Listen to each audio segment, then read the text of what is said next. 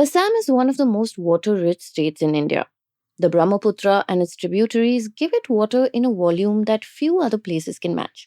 And the state has begun to sell this abundance to the industry that prizes it the most semiconductors. And the pitch seems to be landing. Tata Electronics is building the country's first chip assembly and test plant at Jaggi Road, worth around 27,000 crore rupees and built to package about 48 million chips a day.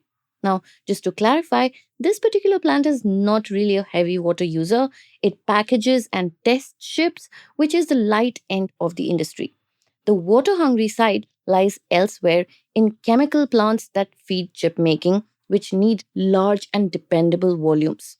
Chemicals are a part of what Assam is now courting as it tries to build a deeper semiconductor ecosystem around the Tata anchor. Those are the operations that will test whether the state's water is truly an advantage.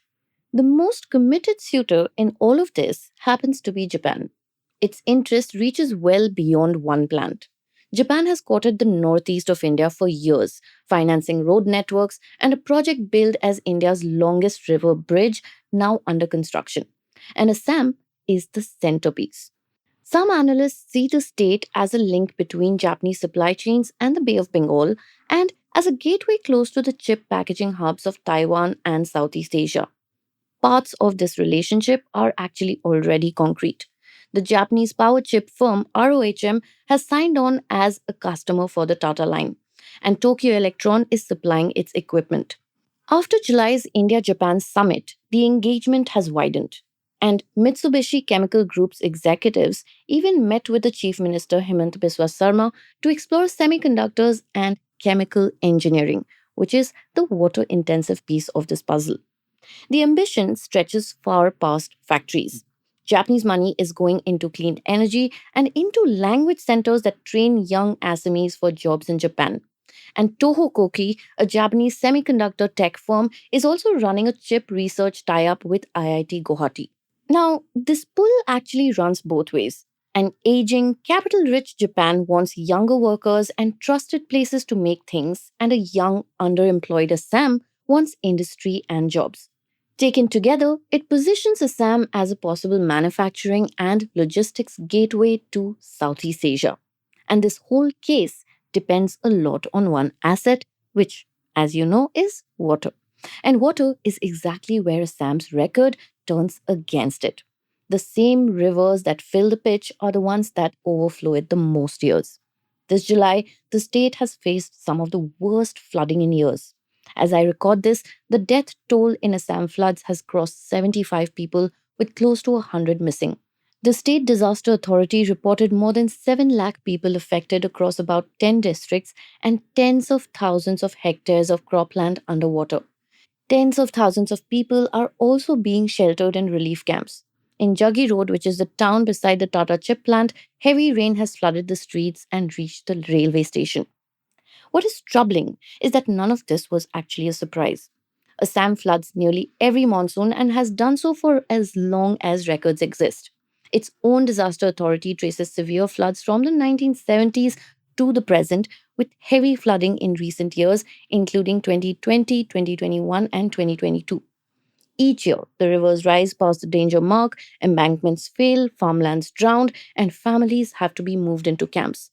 Then the water recedes, and the following year, it's the same story again. And this is the contradiction at the heart of Assam's bet. The water that it is relying on for all its industrial and tech ambitions is the same water that it has never learned to hold back. Welcome to Daybreak, a business podcast from the Ken. I'm your host Nigda Sharma, and I don't chase the news cycle. Instead, every day of the week, my colleague Rachel Varghese and I will come to you with one business story that's worth understanding and worth your time. Today is Thursday, the 30th of July.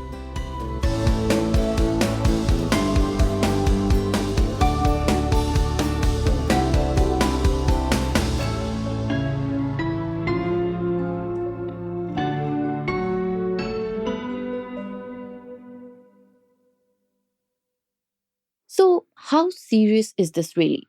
Serious enough that two governments are putting extraordinary amounts of money behind it. In a written reply in the Assam Assembly, the State Industries Minister said that the Tata plant would receive more than 14,000 crore rupees in incentives, a little over 10,000 crores from the centre and nearly 4,000 crores from the state.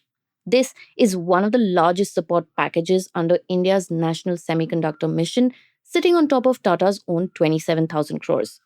For a state whose industrial base has always been thin, this is a different level of a bet. The job promise is why it carries political weight too. The chief minister says that the plant could directly employ about 15,000 people with roughly as many indirect jobs. Now, in a state that exports much of its younger workforce, this is a number that the government most wants to be judged on. And Assam is not trying to host one factory, it is trying to build an entire ecosystem. The state is developing an electronics manufacturing city around the plant, training young SMEs in chip packaging, and courting the suppliers and chemical firms that would turn a single plant into an ecosystem. You could say that this is the government's Act East vision being made concrete, and Assam as a manufacturing and logistics gateway pointed at the southeast of Asia. But here is the honest measure of where things stand. What has actually landed is one Tata packaging plant and a stack of incentives and early talks.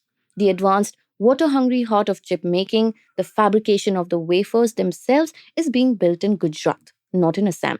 So the cluster Assam is selling is still mostly a promise, and that promise rests on the state being able to offer what heavy industry cannot do without: reliable power, land, and above all, water that it can depend on around the year. Which raises the question that this whole bet turns on. Assam has plenty of water, but can it govern it? Stay tuned.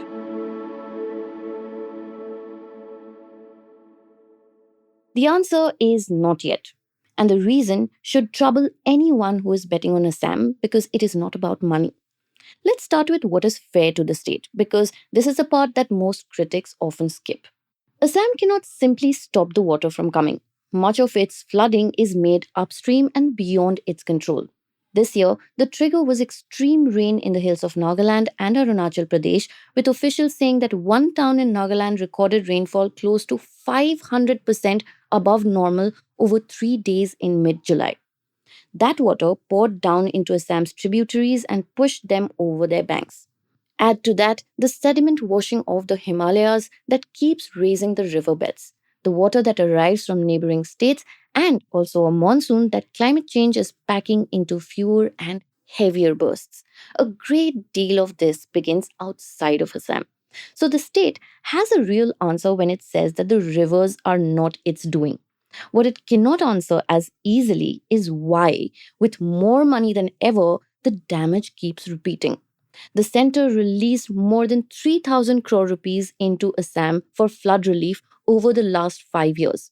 And the water department is now set to receive roughly 1,500 crore rupees a year for embankments and erosion work through World Bank and ADB loans. The spending has basically climbed, but the disaster management has not gotten better. And the gap lies in what the money buys. Assam's flood defense still leans on embankments, which is an approach that it settled on back in the 1950s. It has one of the longest embankment networks of any Indian state. But many of those walls have outlived their design life and give way under pressure. And the false safety that they offer has pulled more people onto the floodplain, which raises the toll when they fail. This year, poor drainage behind the embankments trapped water and kept areas flooded even after the rivers began to fall. The same story shows up project by project. In Dibrugarh, one after another, the water department's schemes, including a more than 300 crore rupee project, have failed to stop the erosion. And the town still floods from a drainage system that does not work. Even the alarms let people down. In the recent assembly session, a legislator said that flood warning system run by the power utility NIPCO failed during the floods after a fault, delaying the alerts that should have reached villages downstream. None of this is the monsoon's fault. And here is why it matters for the bet.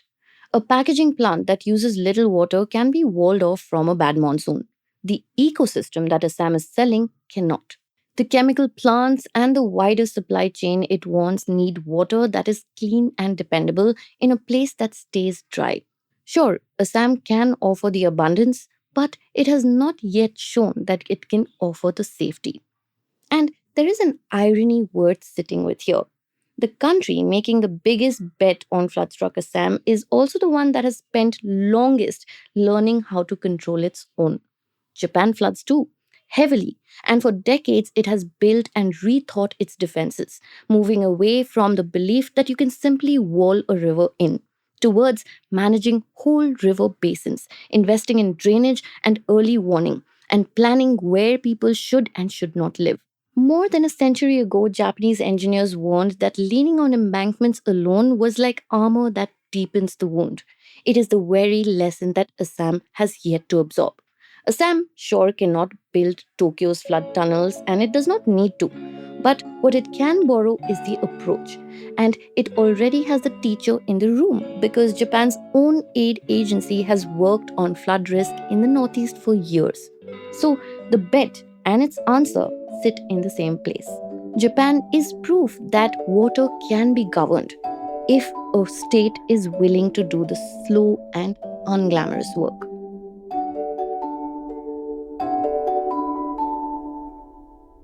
Daybreak is produced from the newsroom of The Ken, India's first subscriber-focused business news platform. What you're listening to is just a small sample of our subscriber-only offerings, and a full subscription offers daily, long-form feature stories, newsletters, and a whole bunch of premium podcasts.